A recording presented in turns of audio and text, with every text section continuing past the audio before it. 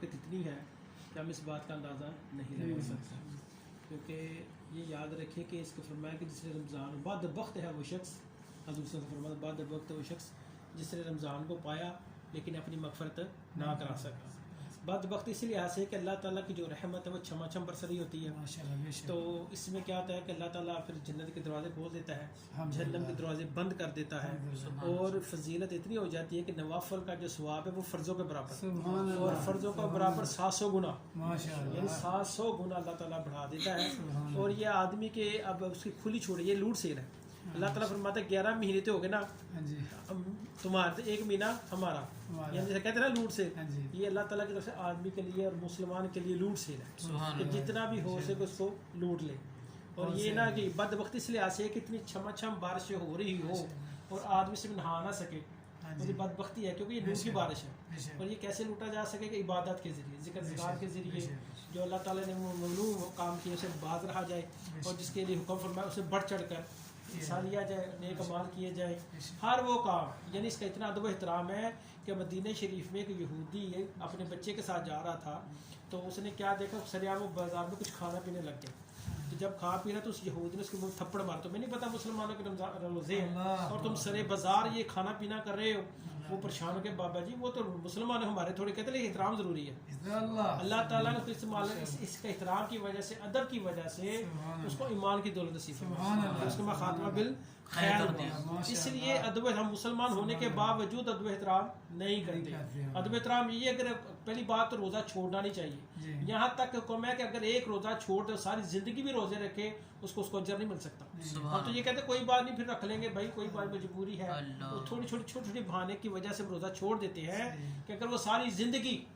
وہ روزہ رکھتا رہے، ساری زندگی، ایک مثال نہیں، ساری زندگی بھی روکے روزہ رکھے، اس کو اجر نہیں ملے گا، کیونکہ رمضان شریف ہے نا، کیونکہ اس میں یہ بھی عمل ہے کہ ڈائریکٹ اللہ تبارک و تعالیٰ اس کے اعمال قبول فرما لیتا ہے، کیونکہ جہنم کے دروازے بند ہو جاتے ہیں اور شیطان کو جکڑ دیا جاتا ہے۔ جکڑ اس لیے دیا جاتا ہے کل یہ نہ کوئی تو کہے یار مجھے شیطان نے بہکا دیا، کل یہ کوئی عذر نہ پالے،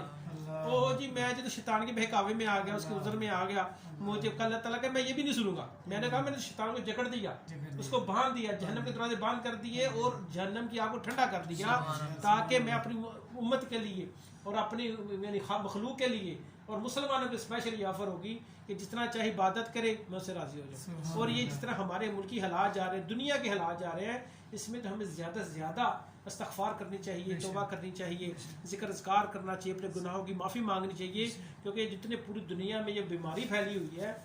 اسی وجہ سے ہے، کیونکہ حضور صلی اللہ علیہ وسلم فرماتے ہیں کہ جب فحاشی اور ریانی برائی عام ہو جاتی ہے، اللہ تبارک و تعالیٰ طرح طرح کی جو برائیاں جو نا بیماریاں اس پر نازل فرماتا ہے، مصیبتیں نازل فرما دیتا ہے، ان کو امتحانوں میں ڈالتا ہے، اور یہ سارا کچھ اسی وجہ سے ہو رہا ہے۔ اس لیے ہمارے لیے اس مشکل گھڑی میں ہمارے لیے یہ ٹھنڈی ہوا کا جھونکا ہے رمضان شریف، یہ ٹھنڈی ہوا کا جھونکا ہے۔ جس طرح ہم گرمی میں بیٹھے ہوں تو اے سی لگانے کی طلب ہوتی ہے، یار تو بیٹھا نہیں جاتا، پسینے ہو رہے ہیں، پسینے چھوٹ رہے ہیں، ایسا کرو اے سی نہ لگا لیں۔ اس لیے روح کو ٹھنڈک پہنچانے کے لیے، اپنی قبولیت کے لیے، اپنے اعمال کی قبولیت کے لیے، یہ اللہ تعالیٰ نے جو ٹھنڈی ہوا کا جو ہمیں جھونکا دیا ہے رمضان شریف کی شکل میں، اسے بھرپور فائدہ اٹھانا چاہیے، کیونکہ اگر کمی پیشی ہو نوافل کہتے ہیں، دیکھیں نوافل پڑھیں گے تو فرضوں کے برابر ثواب، سبحان اللہ، نوافل پڑھیں گے تو فرضوں کے برابر، جو فرض ادا کریں گے تو اس کا 700 گنا، یعنی ہم ساری زندگی میں اگر نمازیں پڑھتے وہ اس کا اجر نہیں اس کا پورا نہیں کر سکتے۔ اس لیے اگر ایک صدقہ 1 روپیہ بھی دیں گے 700 گنا اس کا عمل ملے گا۔ جس طرح ہم ایک نیکی کرتے ہیں تو 10 دنیا ملتا ہے نا،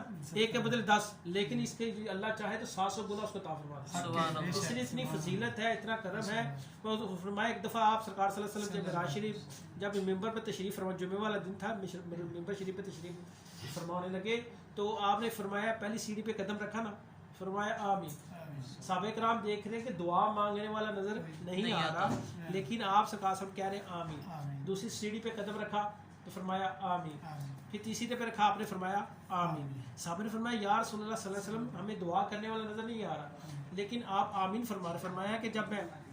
پہلی سیڑھی پہ قدم جبرائیل علیہ السلام آئے تو فرمایا یا رسول اللہ صلی اللہ علیہ وسلم اس کا وہ تباہ ہو جائے، وہ برباد ہو جائے، اس کی ناک خاک مجھے نہیں تباہ برباد ہو جائے، وہ ذلیل و خوار ہو جائے کہ جس نے آپ کا نام سنے اور آپ درود و سلام نہ بھیجے۔ آپ نے فرمایا آمین۔ دیکھیں دعا مانگ رہے جبرائیل علیہ السلام ہو اور آمین کہنے والے آپ سرکار صلی اللہ علیہ وسلم خود ہو ہمارے آقا ہو تو دعا پوری ہوگی کہ نہیں ہوگی؟ یہ سوچ رہے پھر درود شریف پڑھا جائے جس کے سامنے اور آپ کو درود سلام نہ بھیجے وہ ذلیل و خوار ہو جاتا ہے،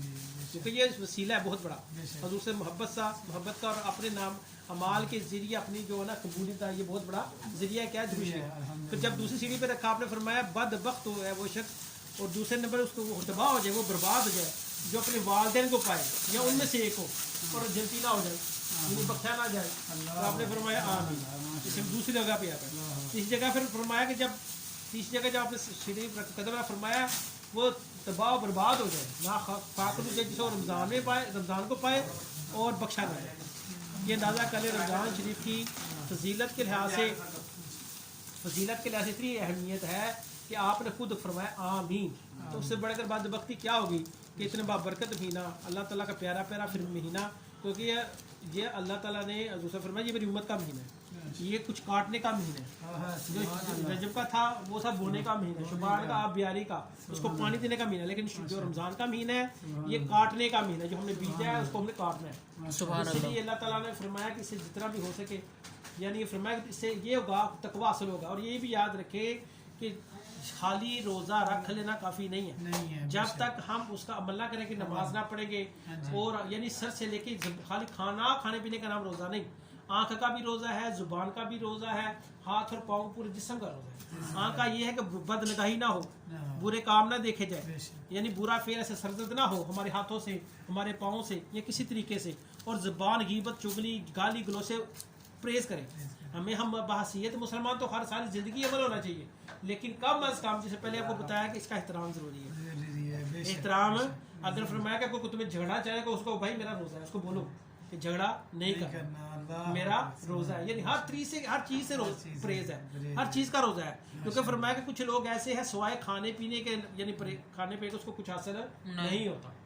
یعنی اس کو اجر نہیں ملتا۔ ہم کیا کرتے ہیں گرمی کا موسم ہے وہ آج کل ویسے لاک ڈاؤن ہوا ہے تو گھروں میں ویسے بیٹھے ہوئے ہیں، اب روزہ رکھ لیا تو پھر سو رہے ہیں، ڈرامے دیکھ رہے ہیں، ٹی وی دیکھ رہے ہیں، یعنی موبائل استعمال ہو رہا ہے لیکن ذکر اذکار نہیں ہو رہا۔ اس میں قرآن شریف کا نزول ہوا ہے، اس لیے ہم آج جب جس کی سالگرہ ہوتی ہے کسی کی پیدائش ہوتی ہے تو کیا کرتے ہیں اس کی سالگرہ بناتے ہیں، لیکن اس لحاظ سے یہ یاد رکھو اس میں اللہ تعالیٰ نے قرآن شریف کو نازل فرمایا، ٹھیک ہے، تو اس لحاظ سے قرآن کی زیادہ تلاوت کی جائے، اس پر زیادہ رحمت و کرم ہوتا ہے، اس لیے اللہ تعالیٰ ہمیں عمل کی توفیق عطا فرمائے، اور جو باری اور سچی توبہ کرے کہ یا اللہ آئندہ سے میں نماز نہیں چھوڑوں گا، ذکر اذکار نہیں چھوڑوں گا، اور جو نہیں پڑھ سکے اس عمل تو کرنے کی توفیق عطا فرمائے۔ وآخر دعوانا الحمدللہ رب العالمین۔